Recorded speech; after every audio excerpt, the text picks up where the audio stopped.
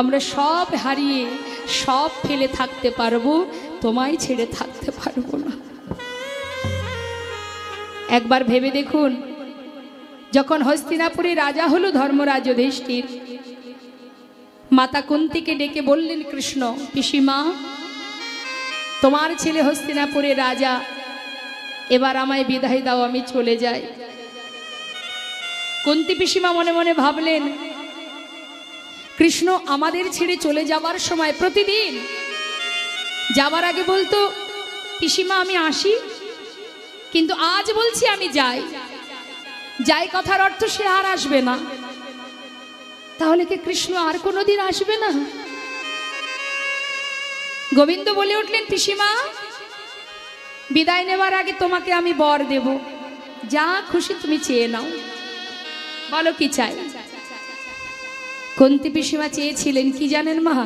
সারা জীবন তো কষ্ট পেয়েছেন, সারা জীবনে নিজের 5 পুত্রকে নিয়ে বনে বনে কাটিয়েছেন। এত কষ্ট এত যন্ত্রণার পর তার পুত্র হস্তিনাপুরে রাজা হলো, তখনই ভগবানের কাছে চেয়ে বসলেন, কৃষ্ণ যদি বরই তুমি দেবে তবে এই বর দিয়ে যাও, আর যে কদিন এই ধরাতে বাজবো, জগতে যত আছে কষ্ট দুঃখ যন্ত্রণা বেদনা, সবটুকু তুমি আমায় দিয়ে যাও। হরিবল হরিবল।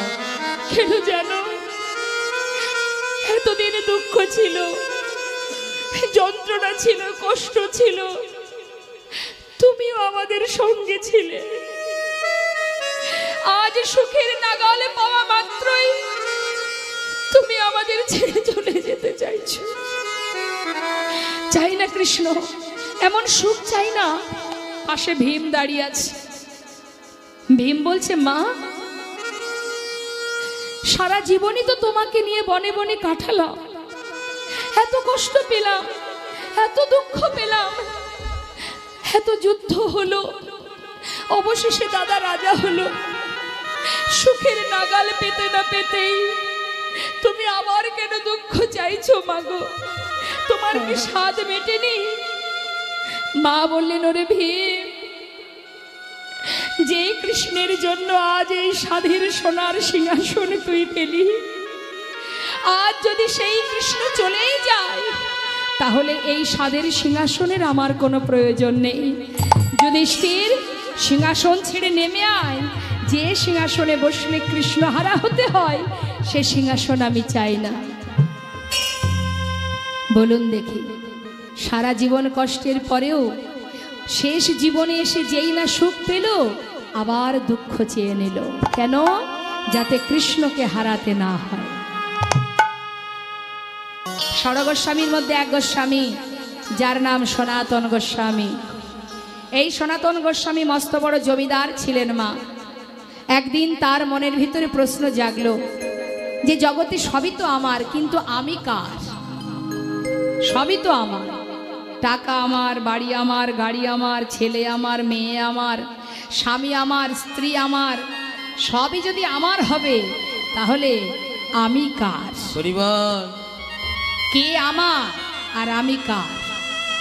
মনের ভিতরে হঠাৎ এই প্রশ্ন যখন জেগে গেল, আর তার ঘর ভালো লাগে না, সমস্ত জমিদারি ত্যাগ করে একটা কম্বল সাথে করে নিয়ে ঘর ছেড়ে সনাতন গোস্বামী পথে নেমে গেলেন। পথে পথে ঘুরছে, কোথায় গেলে প্রশ্নের উত্তর পাব। হঠাৎ খবর পেল মহাপ্রভু কাশীধামে আছেন। কাশীধামে পৌঁছে মহাপ্রভুর চরণতলে গিয়ে চরণটা জড়িয়ে আছড়ে পড়লেন চরণতলে। গৌরহরি চমকে উঠলেন, সনাতন, এত বড় জমিদার আমার চরণে এসে পড়েছে, কি হলো? কি ব্যাপার? এমন পাগলের মতো ছুটে এসেছো কেন? সনাতন গোস্বামী করজোড়ে বললেন, দয়াময়, আমার বলতে যা কিছু ছিল সব কিছু ত্যাগ করেছি, শুধু একটা প্রশ্নের উত্তর জানার জন্য। তুমি একটিবার বলে দাও, আমি কে আমার? কেন মরি যারে তপত্রয়, ইহানা জানি জীবের কই চেহিত হয়। আমি কে? কি আমার পরিচয়? আমি যখন এসেছিলাম কোথা থেকে এসেছি আমি, আবার যখন চলে যাব কোথায় যাব? একটিবার বলো প্রভু, কেন আমি ত্রিতাপ জ্বালা ভোগ করছি? আমার পরিচয় কি? আমি কে? মহাপ্রভু বললেন, উত্তম প্রশ্ন করেছো সনাতন। জীবনের সবকিছু ত্যাগ করেছো তুমি, কিন্তু কম্বলটাকে সাথে করে কেন এনেছো? কম্বলের মায়া ছাড়তে পারোনি? যেই না বলা, সেই কম্বলটিকে পথের ধারে এক ভিখারিকে দান করে খালি হাতে প্রভুর কাছে এসে দাঁড়িয়েছে। দয়াময়, চেয়ে দেখো, আর কিছুই নেই আমার কাছে, শুধু একটিবার বলে দাও আমি কে? কি করা উচিত আমার? আমি কি করে চলেছি? কি করণীয় আমার? আমার পরিচয় কি? গৌরহরি বলে, সনাতন,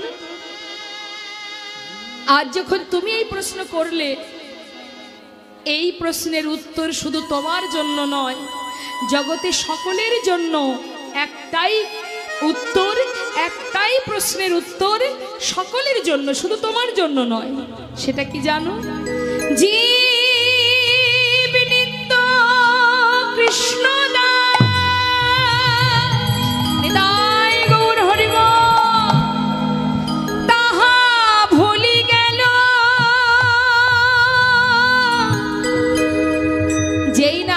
কৃষ্ণ দাস পরিচয়টা ভুলে গেলাম, সঙ্গে সঙ্গে মায়া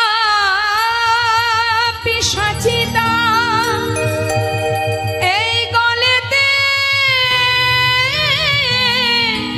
বাঁধিল, এই গলেতে বাঁধিল। জীব নিত্য কৃষ্ণ দাস তাহা ভুলি গেল, মায়া পিশাচি তার গলেতে বাঁধিল। আমরা কৃষ্ণচরণের দাস, সেটা ভুলে গেছি বলেই মায়া আমাদেরকে গ্রাস করেছে, যার কারণে আমাদের সংসারে ত্রিতাপ জ্বালায় সবাই আমরা জর্জরিত, সবাই আমরা ভোগ করছি। বৈষ্ণব মহাজন বললেন, এখান থেকে উদ্ধার হবার উপায় আমাদের আছে, সহজ উপায় কি? গুরুচরণ আশ্রয় করো। মায়েদের গুরু কৃপা হয়েছে, বেশ। বললেন গুরুচরণ আশ্রয় করো, আর বদনে হরিনাম মহামন্ত্র জপ করো। যদি কাঁদতেই হয় ভগবানের চরণে দুফোঁটা নয়ন বাড়ি বর্ষণ করো, আত্মনিবেদন করো। আর ভরসা যদি করতে হয় তাহলে গোবিন্দকে ভরসা করো। জীবনে প্রত্যেকটা মুহূর্ত পরীক্ষা দিতে হয়, তথাপিও যদি কেউ ভগবানকে ভুলে না যায় তবেই ভগবান তার দাস হয়ে থাকে। প্রভু নিজেই বললেন, যে করে আমার আশ আমি তার করি সর্বনাশ, তথাপিও যে না ছাড়ে আমার পাশ আমি হই তার দাসানুদাস। অত সহজ? ভক্ত বললেই ভক্ত হওয়া যায় না মা, তার অনেক প্রমাণ আছে। চিন্তা করে দেখুন, আমি এক একটা করে ভক্তের কথা বলবো।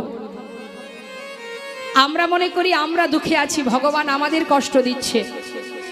এই কলিযুগে মহাপ্রভুর বামে মা বিষ্ণুপ্রিয়া, মানে মহাপ্রভুর যিনি সহধর্মিনী, মাত্র 2 বছর ছিলেন মহাপ্রভু, আর সারা জীবনটাই মা বিষ্ণুপ্রিয়া 4 দেওয়ালের মধ্যে নিজেরকে আটকে রেখে নিজের মুখ কখনো আর কাউকে দেখাতেন না।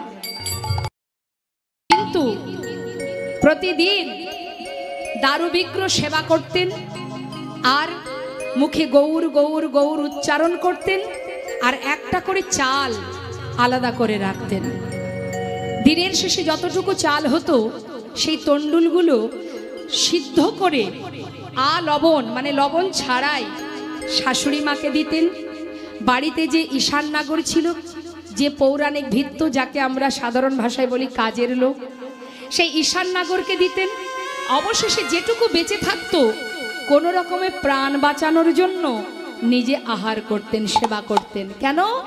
আমি যদি বেঁচে থাকি তাহলে আমি আমার প্রভুর সেবা করতে পারবো। হরি বল। একবার ভেবে দেখুন, দ্রৌপদী মায়ের কথা। অর্জুনের কণ্ঠে মালা পরিয়েছিলেন, তিনি তো জানতেন না যে আমি 5 স্বামীর সহধর্মিণী হব। কি ছিল তার অপরাধ? তারপর রাজ সবাই যখন তার বস্ত্রহরণ হয়, সেখানে 5 জন স্বামী ছিলেন, গুরুজন ছিলেন, রাজা ছিলেন, কেউ কি তাকে রক্ষা করেছিল মা? কি অপরাধ ছিল তার? সারা জীবন প্রভুকে ভালোবাসতেন, তার 5 পাণ্ডবকে কষ্ট পেতে হয়েছে গোবিন্দকে ভালোবাসত বলে। কোনোদিন সুখ পেয়েছে 5 পাণ্ডব?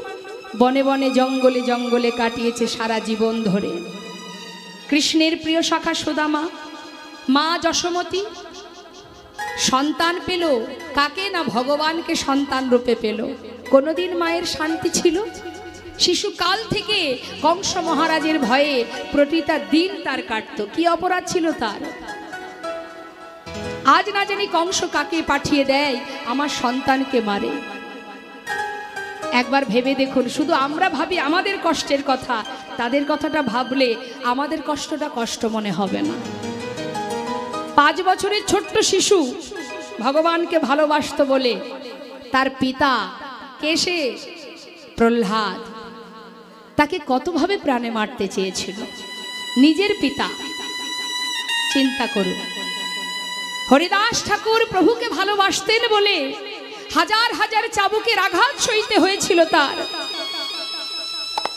অত সহজ বাবা, ভক্ত হওয়া অত সহজ নয়। এই জগৎ মাঝে সংসার জীবনটা শুধু মায়া আর মোহ। যে মায়া মোহের মধ্যে আমরা মায়ার বালিশ মাথায় দিয়ে ঘুমিয়ে আছি, এই মায়ার বালিশ মাথায় দিয়ে থাকলে আমাদের যে একটা নিজস্ব কাজ আছে, নিজস্ব কিছু কর্ম আছে, সেটা করা হবে না। সেই ভক্তি রাজ্যে প্রবেশ করতে গেলে সংসার জীবনের সাথে সাথে নিজের যে কাজ সেটা যদি আমরা করতে পারি, তাহলে কি হবে? মহাজন বললেন একসঙ্গে 2টো কাজ হবে, সংসারও হবে, ভজনও হবে। তা ভজন করতে গেলে তোমাকে হরিনাম মহামন্ত্র জপ করতে হবে। বললেন বৈষ্ণব মহাজন বলছেন, শ্রী গৌরাঙ্গের 2টি পদ যার ধন সম্পদ। অর্থাৎ সম্পদ যদি মনে করতে হয়, ভগবানের চরণ যুগলকে নিজের সম্পদ মনে করো। টাকা পয়সা বিষয় সম্পদ এ আমার সম্পদ নয়। আজ আমি মালিকানা করছি, আমার আগে আরেকজন ছিলেন যিনি আমার পিতা, তিনি দেখভাল করেছেন।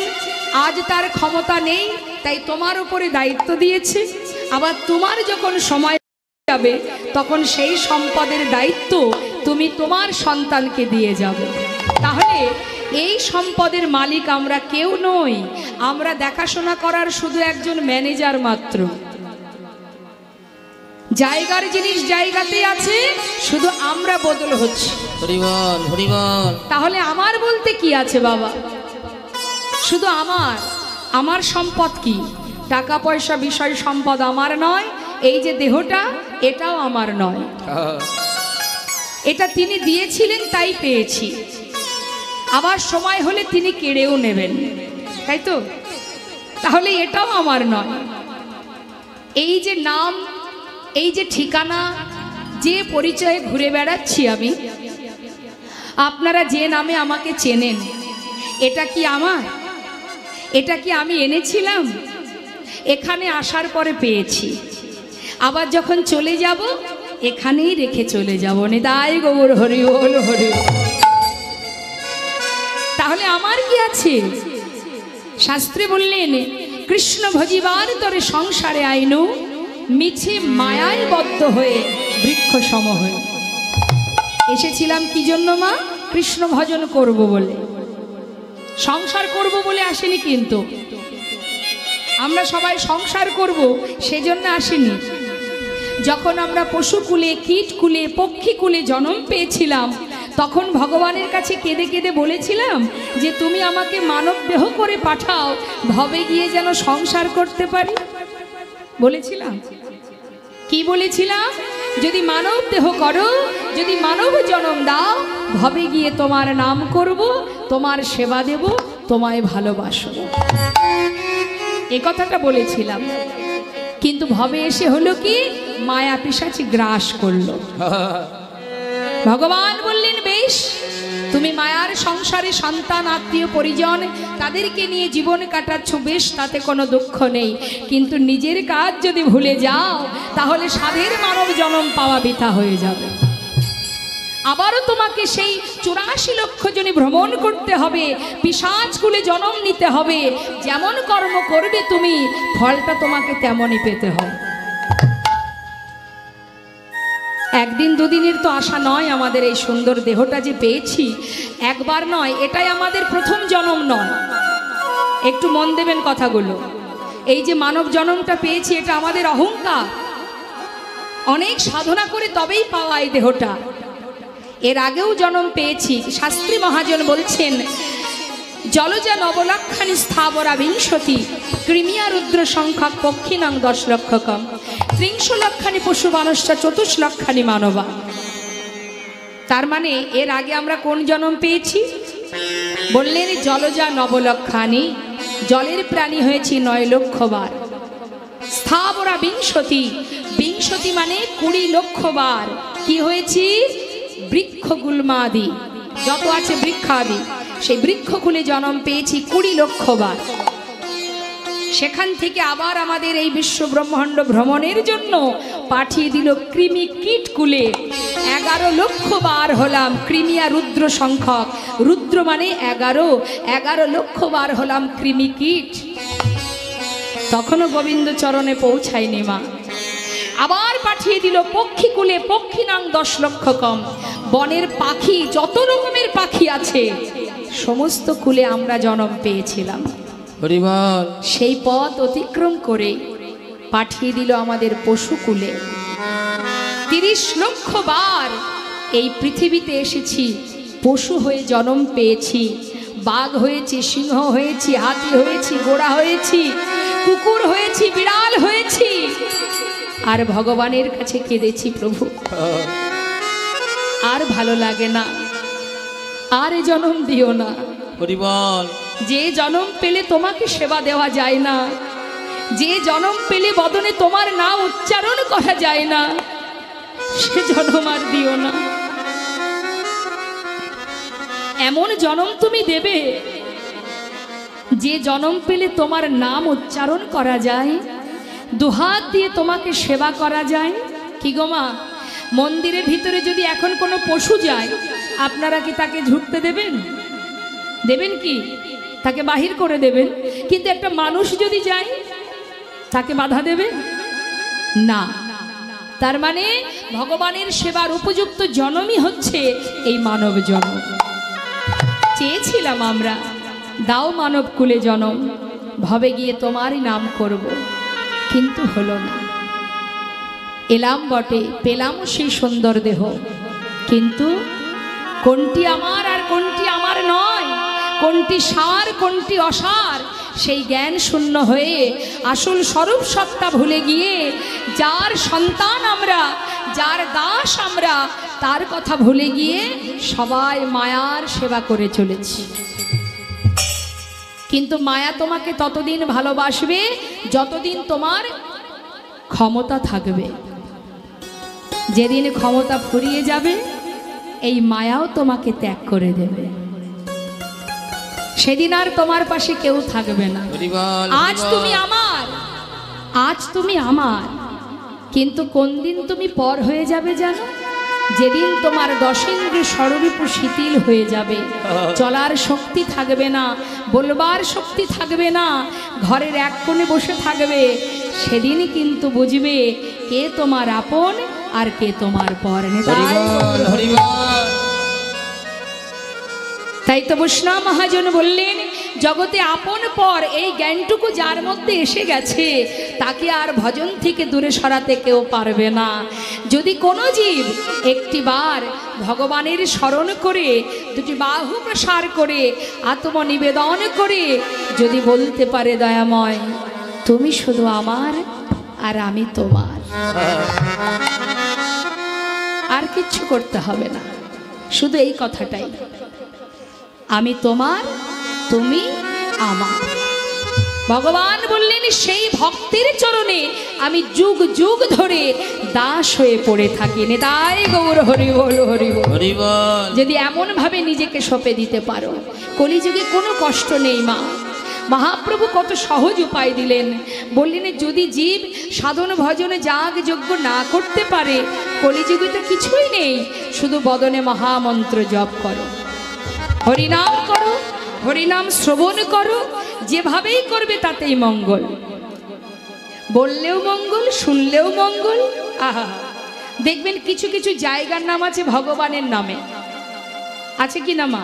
যেমন দুর্গাপুর, মা দুর্গার নামে তো দুর্গাপুর, বেশ। কৃষ্ণনগর, বিষ্ণুপুর আছে না, গোপালনগর, এগুলো কি ভগবানের নামে তো? যদি কোনোদিন কোনো কিছু সংকেত করতেও বদনে নাম উচ্চারণ করা হয়, তাতেও মঙ্গল। যেভাবেই বলো না কেন, যদি কেউ বলে আরে যাবি নাকি কৃষ্ণনগর, মুখে উচ্চারণ হচ্ছে তো। নাস্তিক ব্যক্তি জীবনে ভগবানের নাম করে না, কিন্তু সেই জায়গায় যেতে গেলে তাকে তো বলতে হবে কোথায় যাচ্ছিস, কৃষ্ণনগর। নিতাই গৌর হরি বল। শাস্ত্রে বললেন যেভাবেই বলো তাতেই উপকার। তার প্রমাণ মা সন্তানের নাম রেখেছে ভগবানের নামে। বলি একটু মন দিয়ে শোনো, সন্তানের নাম রেখেছে ভগবানের নামে। আগেকার সময় এটাই করতো, এখন আর করে না। করে কি বাবা? এখন সব কত নিত্য নতুন নাম বেরিয়েছে, তাও কি বিদেশি নাম, দেশি নাম নয়। জনি, বনি, রনি, তাই না? আর আগেকার সময় নাম রাখতো ভগবানের নামে। তা ভগবানের নামে নাম রেখেছে, নাম দিয়েছে কি নারায়ণ। কে দিয়েছে? অজামিল, যে ছিল বাবা একটু দৈত্য, কিন্তু জাতিতে ব্রাহ্মণ। সে জাতিতে ব্রাহ্মণ, কিন্তু তার কর্ম ছিল নিচু প্রকৃতির, মানে যত হীন কর্ম করত, সে চুরি করত, ডাকাতি করত। হ্যাঁ, তা সেই অজামিলের ঘরে একদিন এক মুনি এসেছিলেন ভিক্ষা করতে। সেই মুনিটিকে, তিনি হচ্ছেন, তার নাম হলো লোমশ মুনি। এখন এই লোমশ মুনির একটু শারীরিক জ্বালা হয়, অসহ্য যন্ত্রণা হয়। এখন সেই যন্ত্রণা নিবারণের জন্য দেবর্ষি নারদ এসে বলেছিল, মুনিবর আপনার এই রোগ ভালো হওয়ার একটাই উপায় আছে, সেটা হচ্ছে জাতিতে উঁচু, স্বভাব নিচু এরকম কোনো ঘর থেকে যদি আপনি ভিক্ষা করে এনে রন্ধন করে খান, আপনার রোগ ভালো হয়ে যাবে। মা বুঝতে পারছেন তো কথাগুলো? এবার সেই লোমশমণি চারিদিকে খুঁজতে শুরু করলেন যে স্বভাব তার ছোট নিচু, কিন্তু জাতিতে উঁচু কে আছে। খুঁজে খুঁজে ওই যে অজামিল, অজামিলের বাড়িতে গেলেন। অজামিলের স্ত্রী তাকে ভিক্ষা দিলেন, আর ভিক্ষা দেওয়ার সময় দেখলেন তার কোলে একটা ছোট্ট পুত্র সন্তান। এখন ভিক্ষা করে নিয়ে এসে রন্ধন করে সেবা করার পর তার যখন রোগ ভালো হয়ে যায়, তখন মনে মনে ভাবলেন যে সে যখন আমার এত বড় উপকার করলো, আমি তার একটা বর দিয়ে আসি। তা কি বর? আবার গিয়ে অজামিলের বাড়িতে গিয়ে বলে উঠলেন, দেখো তুমি যখন আমার এত বড় উপকার করেছো, আজ আমি তোমাকে, তোমার এই ছোট্ট সন্তানকে, সবার ছোট, তা এই ছোট্ট শিশুর আমি নামকরণ করে গেলাম, আশীর্বাদ স্বরূপ এর নাম দিলাম নারায়ণ। হরি বল। ছোট ছেলের নাম নারায়ণ, আর যত বড় ছেলে আছে তার আগের সন্তান যারা, তাদের নাম 1 কড়ি, 2 কড়ি, 3 কড়ি, এইভাবে নাম। এখন মা সন্ধে হলেই ডাকাতি করতে যায়। এইভাবে দিন যেতে যেতে যখন তিনি শয্যাশায়ী, অন্তিম সময় এসে গেছে, শয্যায় শুয়ে আছে, যাবার সময় হয়েছে, যমরাজ দুধ পাঠিয়ে দিয়েছে।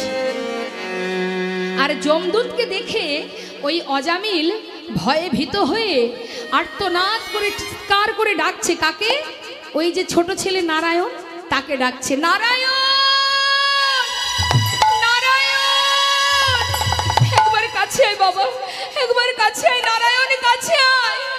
ভয়ে ভীত হয়ে ছোট ছেলে নারায়ণকে ডাকছে, আর এমন ভাবে আর্তনাদ করছে, সেই আর্তনাদে বৈকুণ্ঠে নারায়ণের সিংহাসন টলে গেছে। বিষ্ণু লোক থেকে দূত এসেছে। দূত এসে দেখছে যে যমদূত দাঁড়িয়ে আছে। তোমরা কেন এসেছো? ওকে নিয়ে যাওয়ার জন্য। ওর তো যাওয়া হবে না। কেন? দেখতে পাচ্ছ না ও কার নাম উচ্চারণ করছে?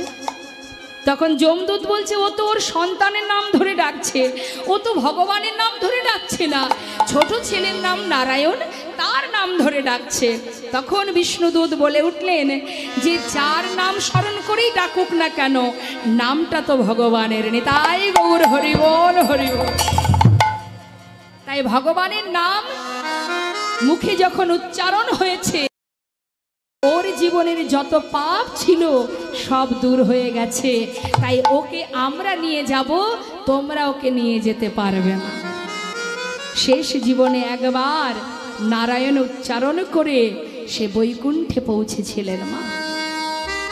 শাস্ত্রে বললেন, একবার কৃষ্ণ নামে যত পাপ হরে, জীবের সাধ্য নেই জীব তত পাপ করে। ডাকার মতো ডাকতে হবে। তো আমরা আজকের যে লীলা আমরা শুনবো মা, নবদ্বীপের মাঝে নদিয়ার চাঁদ আমার গৌরহরি সচি মায়ের কোল আলো করে এলেন। আসবার পর তার বাল্যলীলা সম্পন্ন করে বিদ্যাভাসে দিগ্বিজয়ী পণ্ডিত হয়ে তার পিতা জগন্নাথ মিশ্র তিনি যখন ইহলোক ছেড়ে পরলোক গমন করেন, কথাগুলো কিন্তু মন দেবেন। পিতা চলে যাবার পর গয়াতে গিয়ে আমার মহাপ্রভু পিতার জন্য পিণ্ড প্রদান করলেন বিষ্ণুপাদ পদ্মে। পিণ্ড প্রদান করে নবদ্বীপে ফিরে এসে নবদ্বীপের সমস্ত ভক্তগণকে নিয়ে প্রতিদিন তিনি হরিনাম করতেন পথে পথে। জীবের মঙ্গলের জন্য, জীবের কল্যাণের জন্য, জীবকে উদ্ধার করবার জন্য, আলোর পথ দেখাবার জন্য নিজে আচরণ করে ধুলায় গড়াগড়ি দিয়ে নিজে হরিনাম বলতেন, জীবকে বলাতেন। কিন্তু এক সময় তিনি সন্ন্যাসী হয়ে কাটোয়া কাঞ্চননগরী কেশব ভারতীর আশ্রম থেকে সন্ন্যাস ধর্ম গ্রহণ করে তিনি যখন বৃন্দাবনের পথে যাত্রা করেন, ঠিক সেই সময় মা কথার দিকে মন দেবেন, গৌরহরির দাদা, গৌরহরির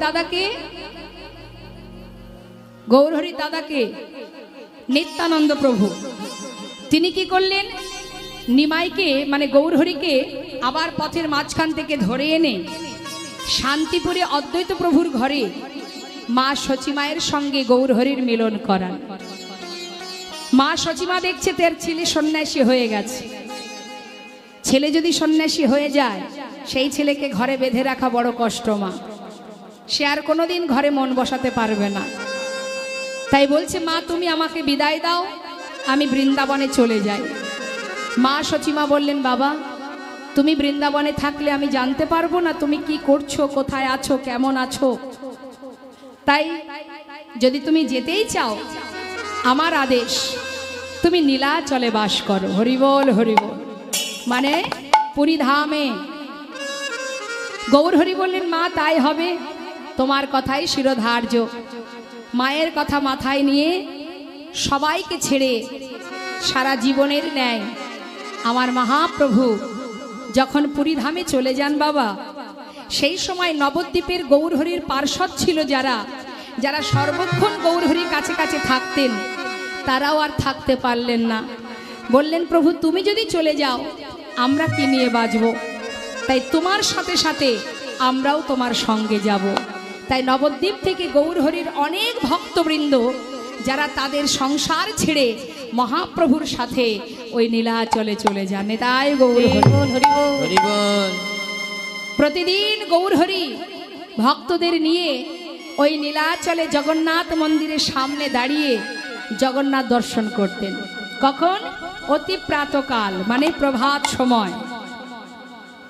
প্রতিদিন জগন্নাথ দেখতেন বাবা। যারা পুরী ধামে গিয়েছেন দেখেছেন নিশ্চয়ই, জগন্নাথ মন্দিরের সামনে একটা স্তম্ভ আছে যেটাকে বলা হয় গরুর স্তম্ভ। ওই গরুর স্তম্ভটা যদি আপনি জড়িয়ে ধরেন, ওই সোজা একমাত্র জগন্নাথ বিগ্রহই দেখা যায়। তা প্রভু প্রতিদিন সকাল হলেই, ভোর হতে না হতে ওই গরুর স্তম্ভটা জড়িয়ে ধরে অতি প্রাতকালে ওই জগন্নাথ দর্শন করতেন।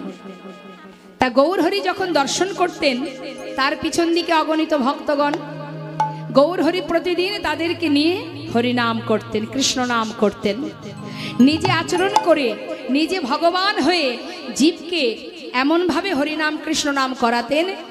তিনি তো কলিযুগে এসেছেন ভগবান রূপে নয়, তিনি এসেছেন ভক্ত রূপে। ভক্ত রূপে এসে জীবকে হরিনাম বলাচ্ছেন, নিজে আচরণ করছেন আর জীবকে বলাচ্ছেন। বলছি ভক্ত, তোমরা সবাই আমার সঙ্গে বলো, কি বলবো দয়াময়? বলো, হরিনাম কৃষ্ণ নাম করো। প্রভাত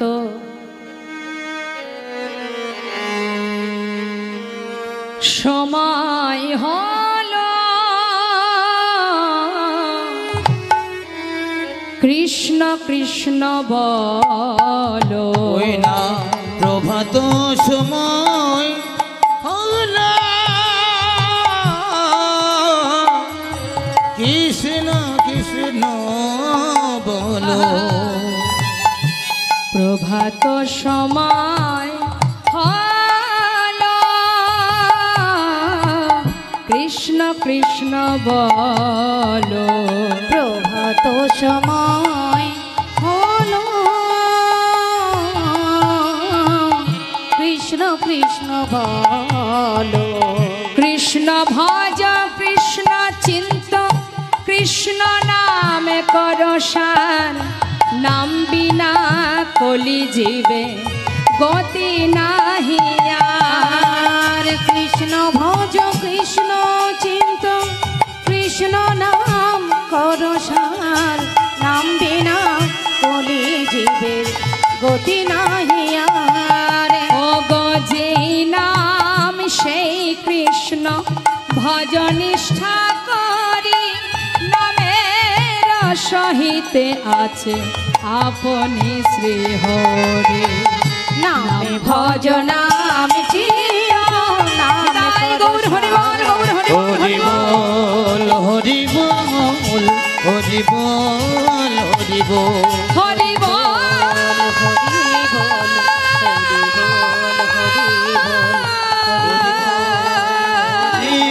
হরি হরি বল, হরি বল, হরি বল, হরি বল, হরি বল, হরি বল, হরি বল।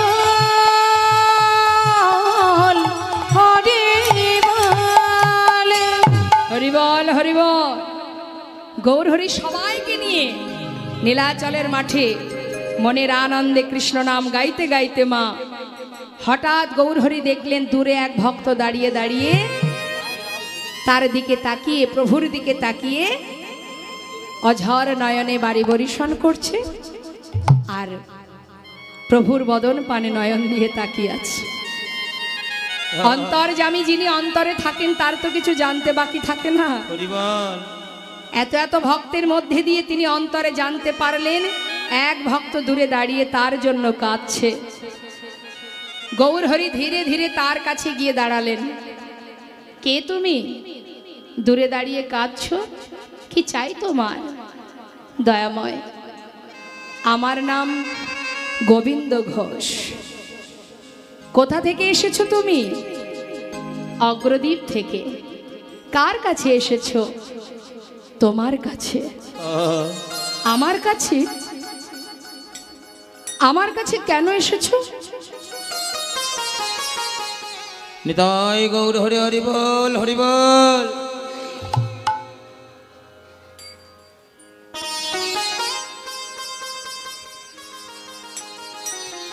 গৌরহরি জিজ্ঞাসা করছে তুমি আমার কাছে কেন এসেছো? বলো। দয়াময়, আমার মনে বড় বাসনা, আমি তোমার সঙ্গী হতে চাই। আমার সঙ্গী? কেন আমার সঙ্গী হবে কেন? শোনো, ঘরের ছেলে ঘরে ফিরে যাও সেই ভালো। অগোবিন্দ, আমার সঙ্গী হতে যেও না, কারণ যারা আমার সঙ্গী হয়, যারা আমাকে ভালোবাসে, তাদের সারা জীবনই দুঃখ পেতে হয়। নেতাই গৌর হরি বল।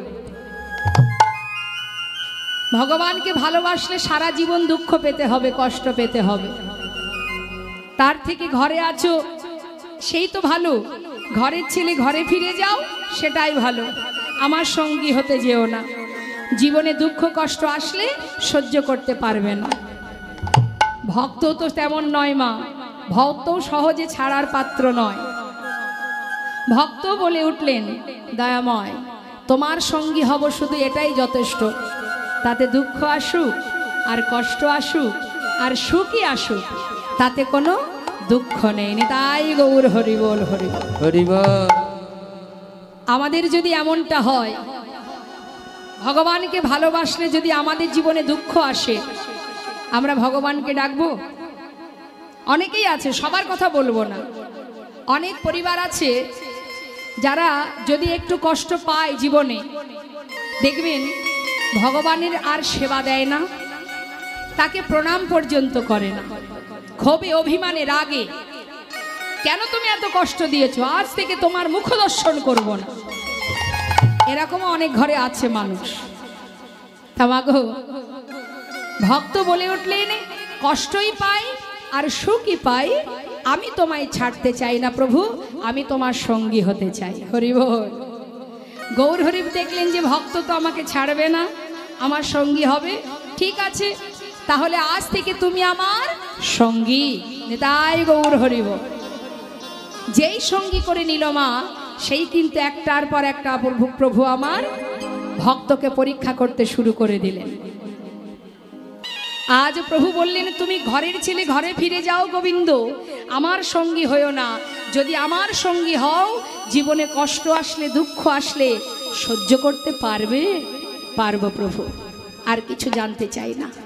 বেশ, এবার ভগবান পরীক্ষা করছে একটার পর একটা। গোবিন্দ বলো দয়াময়, নীলাচলে এসেছো, জগন্নাথ দর্শন করেছো? বলে উঠলেন, হে দয়াময় তুমি আমার জগন্নাথ, তুমি আমার মাধব, তুমি আমার সব। শোনো গোবিন্দ, আজই আমরা নীলাচল